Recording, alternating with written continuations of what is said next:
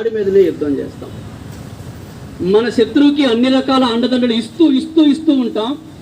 గొంతెత్తి అరుస్తూ అరుస్తూ అరుస్తూ ఉంటాం. ఎందుకంటున్నానంటే ఈ మాట,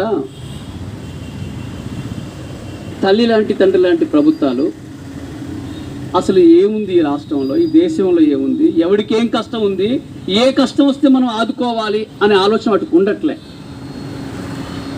అందరం కలిసి ఎన్నికలు వచ్చిన రోజు పాము రోడ్డు మీద వంకలంకలు తిరుగుతుంది.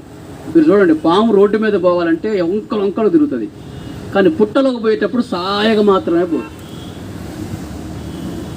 ప్రభుత్వాలు కూడా వీళ్ళు ఎన్ని వంకలేసినా, వీళ్ళు ఎన్ని ధర్నాలు చేసినా, వీళ్ళు ఎన్ని మీటింగులు చేసినా బుట్టలో ఓటేసేటప్పుడు ఉందే, బుట్టలో ఓటేసేటప్పుడు సాయగానే వేస్తారు. ఎట్లా వేస్తారంటే ఎట్లా వేస్తారో మనం అందరూ తెలుసు. మరి శత్రువుకి ప్రాణం పోయటం, శత్రువుకి జీవం ఇవ్వటం, శత్రువుకి అధికారం ఇవ్వటం, జీవితం అంతా వాళ్ళ మీద కొట్లాడతాం.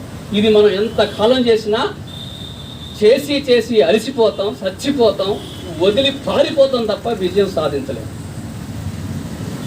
ప్రైవేటు విద్యా సంస్థలు నేను ఇక్కడే ధర్నా చేశాను. వాళ్ళు